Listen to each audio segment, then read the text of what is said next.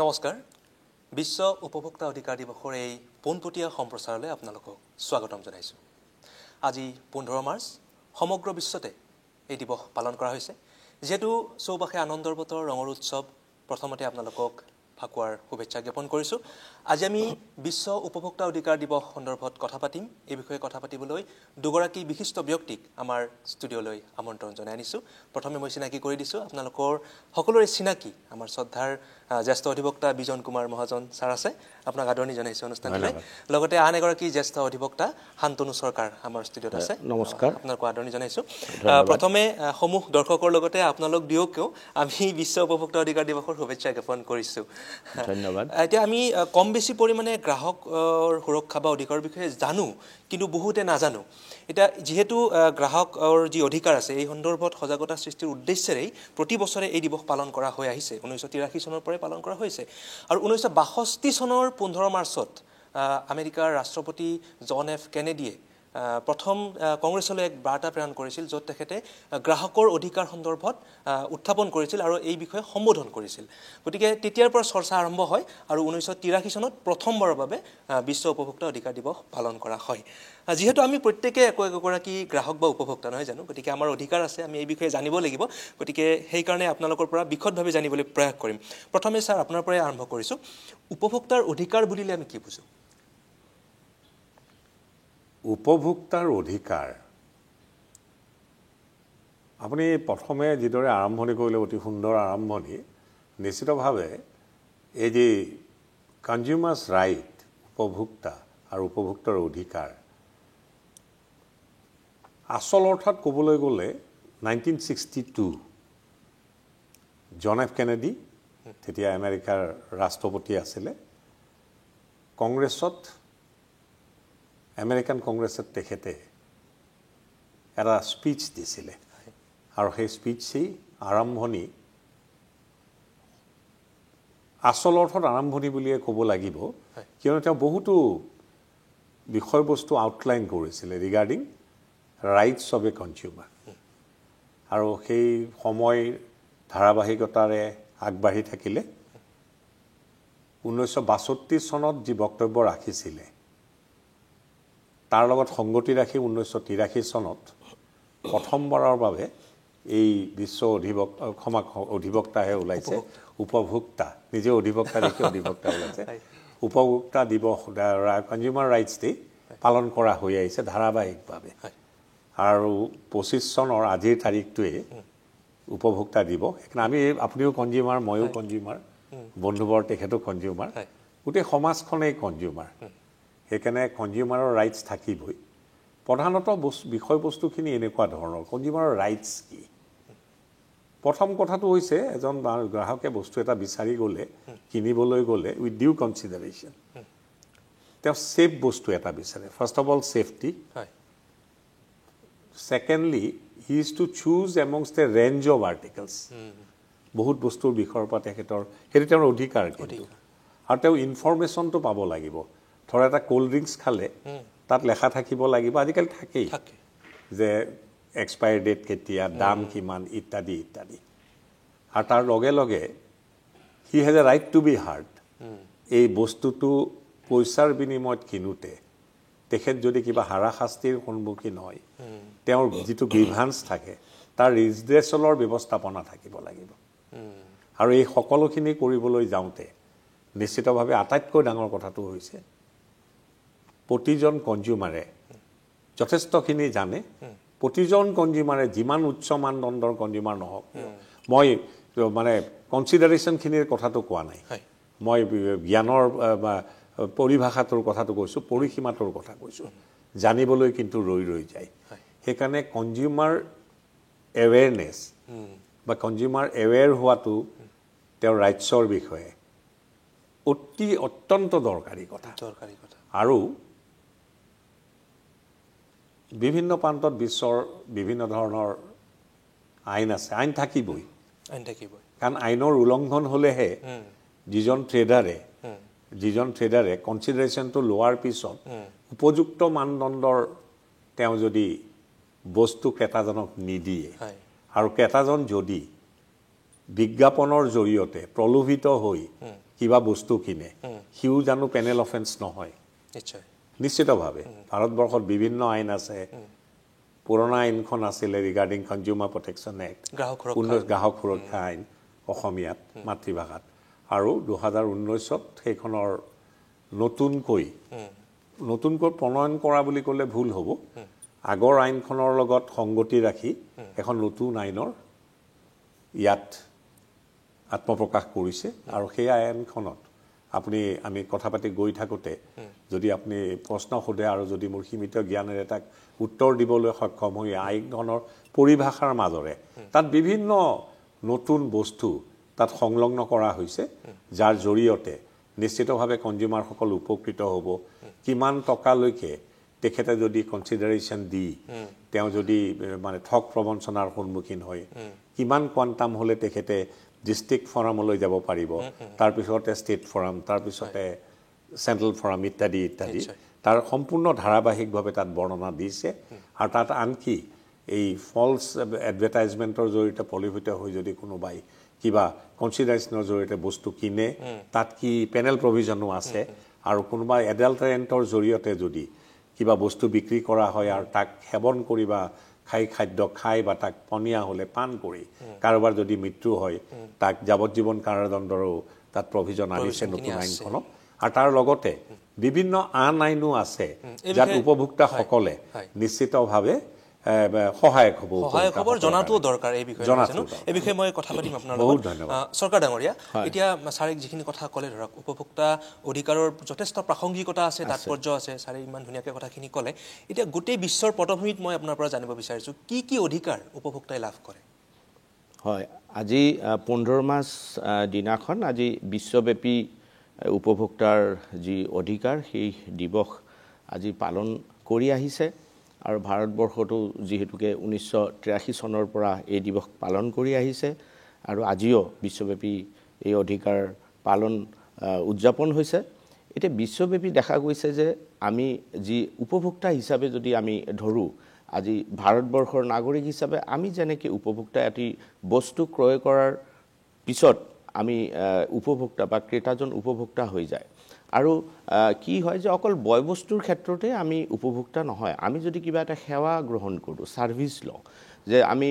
সাধাৰণতে কি হয় আমাৰ মাজত এটা ভুল ধাৰণা যে অকল বস্তু কিনিলেই যে আমি কনজিউমাৰ হওঁ বা উপভোক্তা হওঁ সেয়া কিন্তু নহয় আমি যদি কিবা এটা সাৰ্ভিস লওঁ আজি ওলা উবেৰ ইত্যাদি কৰি বিভিন্ন ধৰণৰ আমি ট্ৰেইনত যাতায়াত কৰোঁ বাছত যাতায়াত কৰোঁ সেয়াটো আমি ক্ৰয় নকৰোঁ আমি এটি সেৱা গ্ৰহণ কৰোঁ সেই সেৱাও যদি আমি বঞ্চিত হওঁ এজন মানে সেৱাৰ হিচাপে বেনিফিচিয়াৰী হিচাপে তেতিয়াহ'লে আমি কিন্তু আমাৰ যি কনজিউমাৰ হিচাপে উপভোক্তা হিচাপে আমাৰ যি অধিকাৰ সেই অধিকাৰ কিন্তু খৰ্ব হোৱা বুজায় ঠিক বিশ্বব্যাপী একেই কথা যে হয় বয় বস্তু আমি ক্ৰয় কৰি উপভোক্তা হওঁ নাইবা আমি মূল্যৰ বিনিময়ত আমি সেৱা গ্ৰহণ কৰোঁ আৰু যদি ইতিমধ্যে বিজন মহাজন ছাৰে উল্লেখ কৰিছে যে উপভোক্তা কেতিয়াবা বয় বস্তু ক্ৰয় কৰাৰ ক্ষেত্ৰত আমি কেনেধৰণৰ বয় বস্তু মানে উপভোক্তাই হাৰাশাস্তিৰ সন্মুখীন হয় ক্ৰয় কৰিলে যে কেতিয়াবা দেখা যায় যে এটি বয় বস্তুৰ যিটো গুণগত মান বা গুণগত মানদণ্ড থাকিব লাগে সেয়া হয়তো নাথাকে যিটো ষ্টেণ্ডাৰ্ড অফ ফুড হওক কিবা হওক সেই বস্তু যদি নাথাকে মানদণ্ডটো যদি নাথাকে তেতিয়াও হলেও সেই উপভোক্তা এজনে আদালতৰ কাষ চাপিব পাৰিব যদি বিকল বস্তু আমি হয়তো মোবাইল এটি কিবা এটা আমি কিনিলো হয়তো সেইটো বিকল যান বাহন কিনিলো সেয়া কেতিয়াবা বেয়া কিবা থাকিব পাৰে ইলেক্ট্ৰিক্যাল বস্তু কিনিলো সেয়া যদি এটা বাল্ব এটা কিনি যদি আমাৰ নজলে ঘৰত আহি লগাৰ পিছত এনে ধৰণৰ বিভিন্ন ধৰণৰ আজি সমস্যা আজি উপভোক্তা হিচাপে ফেস কৰিবলগীয়া হয় বিকল বস্তু মানদণ্ড নথকা বস্তু বা গুণগত মান নাই তাৰ পিছত ওজনত হয়তো কম বা বেয়া বস্তু বিভিন্ন ধৰণৰ তে এই উপভোক্তা হিচাপে আমাৰ ৰাষ্ট্ৰখনত যেনেকৈ এজন উপভোক্তা এই সমস্যাৰ সন্মুখীন হয় ঠিক বিশ্বব্যাপী একেই কথা আৰু এইটো সঁচা যে আমাৰ কোনো ইন্টাৰনেশ্যনেল কোনো একেখন আইন নাই আজি যেনেকৈ ভাৰতবৰ্ষত কি হৈছে যে 1986 চনত প্ৰথম আইনখন প্ৰণয়ন হয় দি কনজিউমাৰ প্ৰটেকশ্যন এক্ট 1986 তাৰ পিছত তাৰ নৱীকৰণ হৈ এমেণ্ডমেণ্ট হৈ আজি 2019 চনৰ যি কনজিউমাৰ প্ৰটেকশ্যন আইন আছে এতিয়া এই আইনখনৰ দেখা গৈছে যে যদি 1 কোটি টকাৰ ভিতৰত যদি বয় বস্তুটোৰ মূল্য হয় আজি এটি বয়বস্তু ক্ৰয় কৰা হ'ল সেই বয়বস্তুৰ মূল্য যদি 1 কোটি টকাৰ অনুৰ্ধৰ যদি নহয় নট এক্সিডিং 1 crore তেতিয়া সেই উপভোক্তাজন ক'ত যাব তেওঁ যিটো জিলা পৰ্যায়ৰ যি কনজিউমাৰ ৰিড্ৰেছেল কমিশ্যন যে জিলা পৰ্যায়ৰ যে উপভোক্তাসকলৰ বিবাদ নিষ্পত্তিকৰণৰ আয়োগ আছে সেই আয়োগত 1 কোটি টকা পৰ্যন্ত যদি বয়বস্তুৰ কিবা সমস্যা হয় তেতিয়াহ'লে জিলা পৰ্যায়ৰ আয়োগত যাব যদি 1 কোটি টকাতকৈ ঊৰ্ধৰ হয় আৰু 10 কোটিৰ অনুৰ্ধৰ যদি হয় আপ টু 10 crores তেতিয়াহ'লে তেওঁ পোনপটীয়াকৈ উপভোক্তাজনে সেই বয়বস্তুৰ কাৰণে তেওঁ ৰাজ্যিক পৰ্যায়ৰ যি উপভোক্তাৰ বিবাদ নিষ্পত্তিকৰণৰ আয়োগ আছে যেনেকৈ জিলা পৰ্যায়ত আছে 35 নং ধাৰাৰ মানে অধীনত যাব আৰু ৰাজ্যিক পৰ্যায়ত 41 নং ধাৰাত উল্লেখ আছে আৰু 51 নং ধাৰা মতে যদি 10 কোটি টকাৰ ঊৰ্ধৰ যদি বয়বস্তুৰ কিবা সমস্যা সন্মুখীন হয় উপভোক্তাজনে তেতিয়াহ'লে কিন্তু পোনপটীয়াকৈ যি ৰাষ্ট্ৰীয় পৰ্যায়ৰ যি উপভোক্তাৰ বিবাদ নিষ্পত্তিকৰণৰ যি আয়োগ আছে তাতে এজন উপভোক্তা হিচাপে পোনপটীয়াকৈ গোচৰ ৰুজু কৰি নিজৰ যি প্ৰাপ্য অধিকাৰ সেই অধিকাৰখিনি সাব্যস্ত কৰিব পাৰে আৰু তাৰোপৰি মানে মই আপিলৰ কথাটো কৈ দিওঁ যে জিলা পৰ্যায়ত যদি ৰায় এজন উপভোক্তাৰ মনোপুত নহয় তেতিয়াহ'লে তেওঁ কিন্তু ৰাজ্যিক পৰ্যায়ৰ আয়োগত আপিল কৰিব পাৰি প্ৰথমটো আপিল আৰু ৰাজ্যিক পৰ্যায়ৰ আয়োগতো যদি তেওঁৰ সেই ৰায়দানটো যদি মনোপুত নহয় তেতিয়াহ'লে তেওঁ ৰাষ্ট্ৰীয় পৰ্যায়তো যাব পাৰিব আৰু তাৰ পিছতো 67 নং ধাৰাত আছে যে ৰাষ্ট্ৰীয় পৰ্যায়ৰ যদি আয়োগৰ পৰা উপভোক্তাজনে মনোপুত ৰায় নাপায় তেতিয়াহ'লে কিন্তু পোনপটীয়াকৈ 67 ধাৰাৰ অধীনত তেওঁলোকে এজন কনজিউমাৰে যি আমাৰ মহামান্য উচ্চতম ন্যায়ালয় আছে সেই উচ্চতম ন্যায়ালয়তো পোনপটীয়াকৈ গোচৰ ৰুজু কৰি এজন উপভোক্তা হিচাপে তেওঁ যি সমস্যা সন্মুখীন হৈছে সেই সমস্যাৰ মানে সমাধানৰ কাৰণে যি উপভোক্তা হিচাপে তেওঁ মানে আইনী যি প্ৰাপ্য অধিকাৰ সেই অধিকাৰখিনি সাব্যস্ত কৰিবলৈ সক্ষম হ'ব খুবেই গুৰুত্বপূৰ্ণ কথা কৈছে আপুনি অৰ্থাৎ আমাৰ যিসকল উপভোক্তা আছে বা দৰ্শকে এই মুহূৰ্তত চাই আছে প্ৰত্যেকগৰাকী উপভোক্তাৰ অধিকাৰ আছে আৰু সেই অধিকাৰ সাব্যস্ত কৰাৰ বাবে যিখিনি নিয়ম আছে সেই নিয়মখিনি ছাৰে কৈছে ধুনীয়াকৈ গতিকে আপোনালোকে ব্যৱস্থা গ্ৰহণ কৰিব পাৰিব কিন্তু ঠগ প্ৰবঞ্চনাৰ সন্মুখীন নোহোৱাকৈ মহাজন ছাৰে যিখিনি প্ৰথমেই কৈছে যে আমি সজাগ হ'ব লাগিব সজাগতাটো খুব গুৰুত্বপূৰ্ণ কথা এতিয়া ছাৰ প্ৰত্যেক বছৰে একোটা থিম লোৱা হয় বিশ্ব উপভোক্তা অধিকাৰ দিৱসৰ আৰু 2025 বৰ্ষতো এটা থিম লোৱা হৈছে জাষ্ট ট্ৰান্সমিশ্যন টু সাষ্টেইনেবল লাইফষ্টাইল বহনক্ষম জীৱনশৈলীৰ বাবে ন্যায্য পৰিৱৰ্তন কিয় লোৱা হৈছে একজেক্টলি থিমটো চিলেক্ট কৰোঁতে নিশ্চিতভাৱে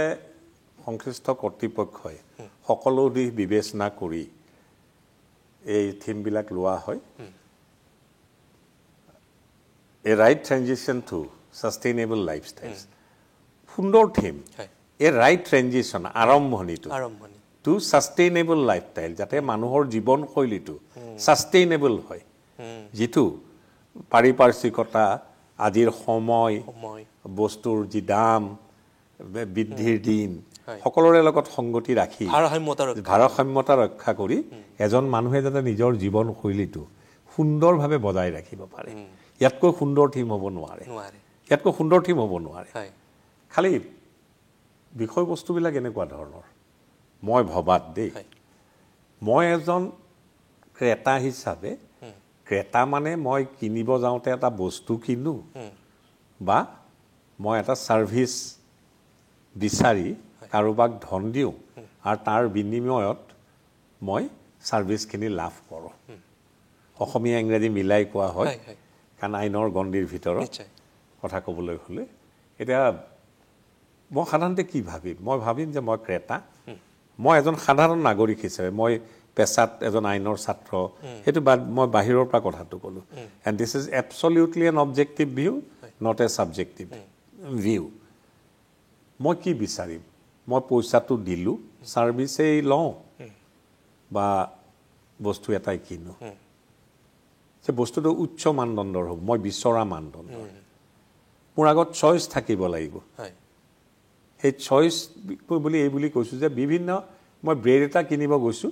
মোৰ আগত বিভিন্ন প্ৰস্তুতকাৰী সন্থাৰ বিভিন্ন ধৰণৰ ব্ৰেড থকাটো ভাল মই বিচাৰিম কি ব্ৰেডটোত যাতে এক্সপায়াৰি ডেটটো লেখা থাকে দামটো লেখা থাকে আটাইতকৈ ডাঙৰ কথা কিন্তু এক্সপায়াৰি ডেটটো এইবাবেই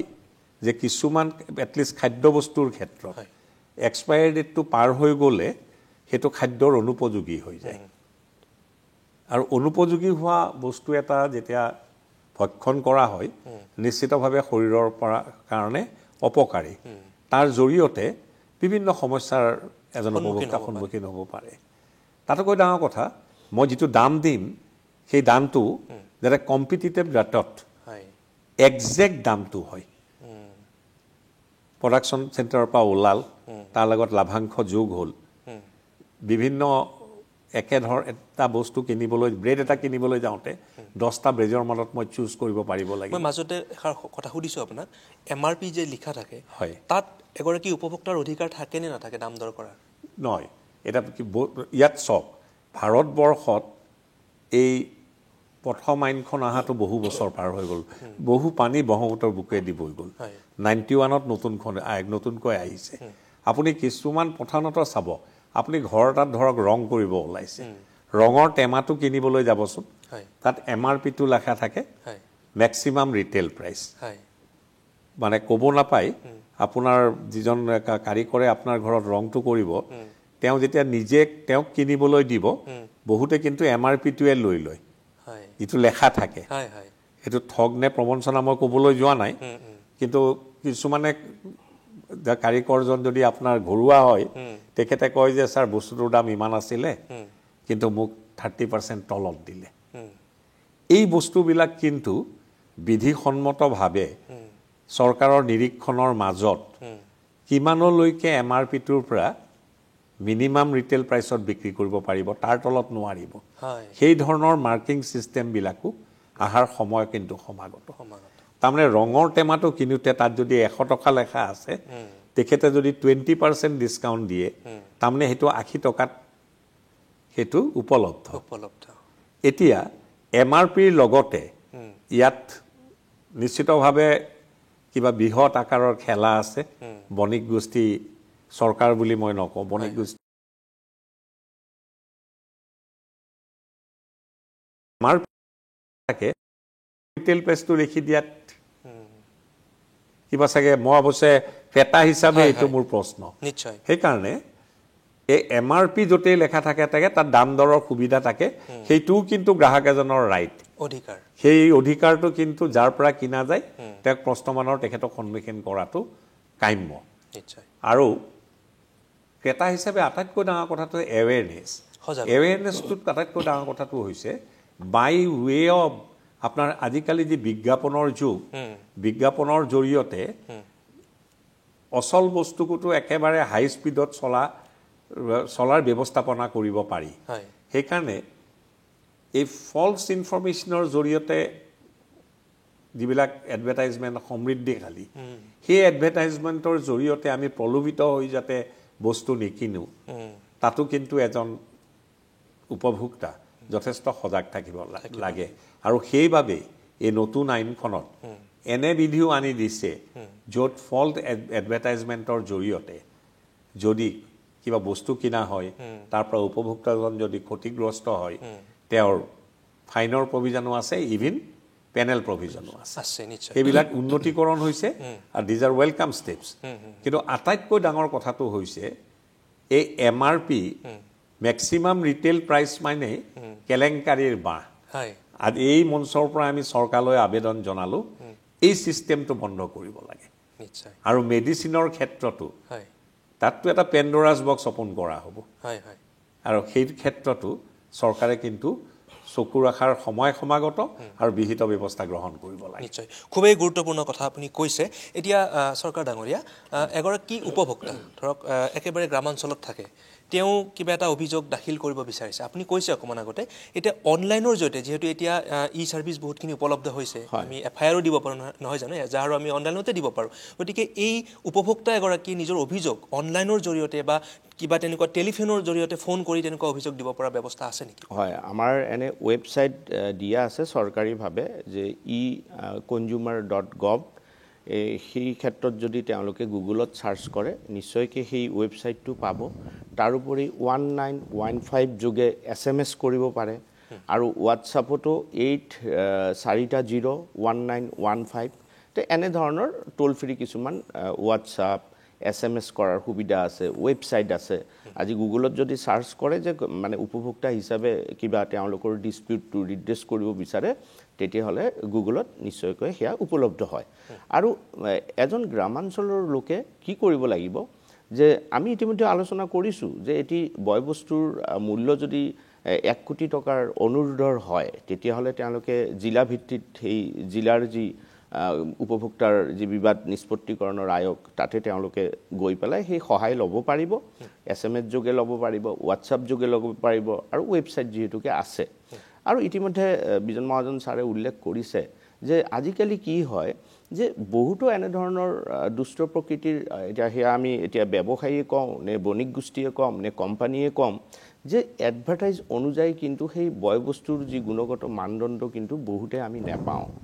আজি চাওক যে আজি ল্যাপটপ মোবাইল যেনে ধৰণে আজি মানে এডভাৰটাইজমেন্ট দিয়ে কিন্তু আসলতে হিয়া যেতিয়া আমি মোবাইলটো হাতত লৈ পেলাই আমি মানে উপযোগী কৰিলো দেখা গল যে সেই তেনেকুৱা ল্যাপটপটোৰ কম্পিউটাৰটোৰ হেনে ধৰণৰ পাৰফৰম্যান্স পোৱা নাযায় তে এই ক্ষেত্ৰতো কিন্তু আমাৰ উপভোক্তাৰ মাজত বিশেষ মানে সজাগতাৰ প্ৰয়োজন আহি পৰিছে কাৰণ এডভাৰটাইজটো এনেকুৱা হৈছে যে এটি কোবাত ৱেবছাইট এটা বনালে কিছু তেওঁলোকে তেনে ধৰণৰ মানে কন্টেন্ট বনালে যত এডভাৰটাইজ চাই আজি উপভোক্তাই হাহাকাৰ কৰে যে সেই বস্তুটো ইমান ধুনীয়াকৈ এডভাৰটাইজত ৰিফ্লেক্ট কৰিছে কিন্তু হেয়া যদি সঁচাকে কৰে এই 2019 চনৰ আইনত ইতিমধ্যে বিজন মহাজন ছাৰে উল্লেখ কৰিছে যে নতুন বয়বস্তু কিছু মানে আধুনিককৰণ কৰিছে যে সময় উপযোগী কৰিছে যে 79 নং ধাৰাৰ অধীনত উল্লেখ কৰা আছে যে এই যে ফলছ এডভাৰটাইজমেন্ট যদি দিয়ে বা তাতে যদি উপভোক্তাই মানে অলপ মিসগাইড যদি হয় তেতিয়াহলে কিন্তু সেই দুখী ব্যক্তিৰ 5 বছৰলৈকে কাৰাদণ্ডৰ শাস্তিৰ লগতে 50 লাখ টকালৈকে জৰিমনাৰ কথা উল্লেখ কৰিছে কিন্তু সঁচাকে এই আইনৰ যি ধাৰা সন্নিবিষ্ট হৈ আছে 2019 ৰ পৰা আজি 25 চনলৈকে এনে ধৰণৰ কোনো বণিক গোষ্ঠী বা কোনো কোম্পানীয়ে আজি এই 5 বছৰ মানে কাৰাদণ্ডৰ লগতে 50 লাখ টকাৰ জৰিমনা কোনবাই পাইছে নে নিশ্চয়কৈ পোৱা নাই বা তেনে ধৰণৰ আমি কাগজে পত্ৰে বা পেপাৰে পত্ৰে তেনেকে আমি খুব কমে মানে দৃষ্টিগোচৰ হোৱা নাই আমাৰ অসমতো হোৱাই নাই গতিকে আমি উপভোক্তা সজাগ হ'ব লাগিব তেনে ধৰণৰ সঁচাকে যদি এডভাৰটাইজ যোগে মিসগাইড কৰে কনজিউমাৰক বা উপভোক্তাক নিশ্চয়কৈ যি 89 ধাৰা আছে তাৰ অধীনত সেই দুষ্ট চক্ৰই হোক বা দুষ্ট ব্যৱসায়ী হোক তেওঁলোকৰ কিন্তু 5 বছৰ কাল শাস্তিৰ কথা উল্লেখ আছে কাৰাদণ্ডৰ আৰু 50 লাখ টকা পৰ্যন্ত জৰিমনাৰ কথা আছে অভিযোগ দাখিল কৰিব পাৰে আপুনি যিখিনি কৈছে এটো অনলাইনে হোক বা তাৰ পিছৰ যেটো আছে 90 ধাৰা মতে আকৌ কৰিছে যে ইতিমধ্যে তেওঁ কৈছে যে এডাল্টাৰেশন ফুড যে বয়বস্তু ভক্ষণ কৰি হেয়া যদি কনজিউম কৰি যদি কাবাৰ ক্ষয়ক্ষতি হয় আজীবন কাৰাদণ্ডৰ কথা উল্লেখ আছে 20 লাখ টকা পৰ্যন্ত জৰিমনাৰ কথা উল্লেখ আছে তে ইমান কঠোৰ কৰিছে আইনখন কিন্তু আমি যদি উপভোক্তা সজাগ নহও আইনৰ যি ধাৰা সেই ধাৰা হিচাপে আইনৰ মানে বহিত থাকি যাব সজাগতা খুবই গুৰুত্বপূৰ্ণ দিশ আপোনালোক দুয়োগৰাকী যিখিনি কথা ক'লে ইয়াৰ পৰা মই বুজি পাইছো আমাৰ দৰ্শকসকলে উপলব্ধি কৰিছে এটা ই-কমাৰ্চৰ কথাটো আহিছে আমি খুব চমুকে ই-কমাৰ্চৰ কথাটো জানি লও ই-কমাৰ্চত যিখিনি অনলাইনৰ জৰিয়তে কিনা বেচা হয় তাতো একেখিনি উপভোক্তাই পায়নে লাভ মানে commerce is now entire গামুট is commerce এটা স্পেচিছ হৈছে ই-কমাৰ্চ আৰু ই-কমাৰ্চ বস্তু যেটা নতুনকৈ আহিছে সংলগ্ন হৈছে সেইভাবে এই 19ৰ যিখন আইন কনজিউমাৰ প্ৰটেকচন এক্ট তাত নিশ্চিতভাৱে লিপিবদ্ধ আকাৰত ই-কমাৰ্চৰ কথা উদ্ধৃতি আছে ই-কমাৰ্চৰ ক্ষেত্ৰত বা ই-কমাৰ্চৰ কৰিব নলগীয়া কাম যদি বণিক গোষ্ঠীয়ে কৰে বণিক গোষ্ঠী বুলিয়ে ক'লো ট্ৰেডাৰে কৰে তাৰ অনুশাসনমূলক ব্যৱস্থাও ল'ব পাৰে বা সকলো ধৰণৰ পেনেল প্ৰভিজনো আছে বিষয়বস্তুটো এনেকুৱা ধৰণৰ এই নতুন আইনখন আহাৰ পৰা চৰকাৰ মোৰ ভাতৃপতি সুন্দৰ কথা এটা কৈছে যে ইমানখিনি পেনেল প্ৰভিজন অনাৰ পিছতো যত কোৱান্টাম অফ ফাইনৰ যিটো প্ৰভিজন এটা বিএনএছ আহিল বিএনএছৰ 4ত উপলব্ধ আছে 4 ধাৰাত উপলব্ধ আছে মানে কোৱান্টাম অফ পানিশমেন্ট বিলাক কেনেকুৱা death penalty life imprisonment simple imprisonment fine forfeiture community service ইত্যাদি ইত্যাদি ফাইনৰ কোৱান্টামটো in consumer law it has been enhanced many times over এতিয়া য'ত 10 লাখ টকা ধেমালি কথা নহয় পৰিমাণটো কিন্তু ফাইনৰ প্ৰভিজনটো আছে এডাল্টাৰেণ্ট মিক্স কৰি যদি কাৰোবাৰ মৃত্যুবৰণ কৰে তাত যাৱজ্জীৱন কাৰাদণ্ডৰ প্ৰভিজন আছে কিন্তু 19ত আইনখন আহিল মোৰ ভাতৃপ্ৰতি আমাৰ চৰকাৰে সুন্দৰ কথা কৈছে আজিলৈকে জানো ভাৰতবৰ্ষত এনে শাস্তিমূলক ব্যৱস্থাপনাৰ কোনোবা ট্ৰেডাৰ সন্মুখীন হৈছে সেইবাবে এৱেৰনেছটো আটাইতকৈ ডাঙৰ চৰকাৰৰ প্ৰধান কাম্য প্ৰধান কৰণীয় হৈছে এৱেৰনেছটো আনি দিয়া যে এনে ধৰণৰ ব্যৱস্থাপনা আছে তাতোকৈ ডাঙৰ কথা এনে ধৰণৰ ব্যৱস্থাপনা থাকিলে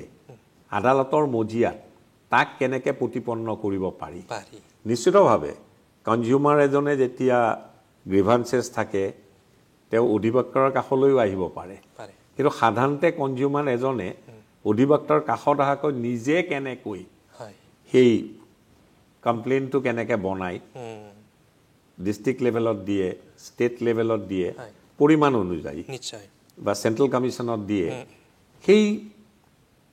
কিদৰে ড্ৰাফ্ট কৰিব পাৰি সেই সন্দৰ্ভতো কিন্তু সময় যিদৰে আগবাঢ়িছে এই এজন সাধাৰণ কনজিউমাৰকো সেই বিষয়ে আপোনাৰ জ্ঞান বুলি ক'লে ভুল হ'ব সেই সজাগতাৰ লগতে কিদৰে কৰিব পৰা যায় গোচৰ এটা তৰিলেই নহ'ব গোচৰটোত কিন্তু জয়লাভো কৰিব লাগিব আৰু জয়লাভ কৰিবলৈ হ'লে সেই প্লেনটোত কিখিনি সময় লাগিব কিদৰে গোচৰটো আগবঢ়াব লাগিব দৰকাৰ হ'লে নিশ্চিতভাৱে আপোনাৰ গভৰ্ণমেণ্টৰ বিভিন্ন বিনামূলীয়া আপোনাৰ প্ৰ বন কেছ কৰা উকিলৰ টীম আছে তেওঁলোকৰ জৰিয়তে সহায়ৰ হাত আগবঢ়ায় আৰু সেনেদৰে প্ৰতিটো উকিল সন্থায়ো as a major of social service সমূহীয়াভাৱে উকিলৰ যোগান ধৰিব লাগে যে উচ্চ মানদণ্ডৰ প্লেন হয় উচ্চ মানদণ্ডৰ গোচৰটো উচ্চ মানদণ্ডৰ উকিলেৰে পৰিচালিত হয় যাৰ তাত উচ্চ মানদণ্ডৰ ইকুইপমেণ্ট থাকে আৰু তেতিয়া যিখিনি কথা আইনত লিপিবদ্ধ আকাৰত আছে যে ইমানখিনি কোৱাণ্টাম অফ ফাইন ইমানখিনি কোৱাণ্টাম অফ পেনাল্টি যে জেলত থাকিব লগা হ'ব দোষী সাব্যস্ত হ'লে সেইখিনি হ'ব কিন্তু সেইখিনি হ'বলৈ হ'লে এই ইনফ্ৰাষ্ট্ৰাকচাৰেল গ্ৰোথখিনি কিন্তু লাগিবই আৰু তাৰ বাবে আটাইতকৈ ডাঙৰ কথা এৱেৰনেছ ফ্ৰম বোথ নিশ্চয় আৰু বহুত বহুত ধন্যবাদ জনাইছোঁ আপোনালোক দুয়োকে আমাৰ সময় কমি আহিছে আৰু যিখিনি কথা ক'লে আমাৰ দুয়োগৰাকী ছাৰে যে সাৱধানতা আৰু সজাগতা মূল আমাৰ কাৰণে গতিকে আপোনালোক সজাগ হওক সাৱধান হওক আৰু আশে পাশে থকা সকলোকে সজাগতা সৃষ্টি কৰি এই বিশ্ব উপভোক্তা অধিকাৰ দিৱসৰ যি তাৎপৰ্য আছে বা মহত্ব আছে লক্ষ্য উদ্দেশ্য আছে সকলোৱে সাফল্যমণ্ডিত কৰোৱা হওক আৰু নিজৰ কাৰণে সমাজৰ কাৰণে আৰু দেশৰ কাৰণে আমি এইখিনি কাম কৰিবই লাগিব আপোনালোক দুয়োকে অশেষ ধন্যবাদ জনাইছোঁ আজিৰ এই অনুষ্ঠানত যথেষ্টখিনি কথা ক'লে ভৱিষ্যতেও বহিম এনেদৰে আলোচনা কৰিম আজিলৈ আমি বিদায় লৈছোঁ পুনৰবাৰ আপোনালোকক ধন্যবাদ জ্ঞাপন কৰি প্ৰিয় দৰ্শক চাই থাকিব DD অসম নমস্কাৰ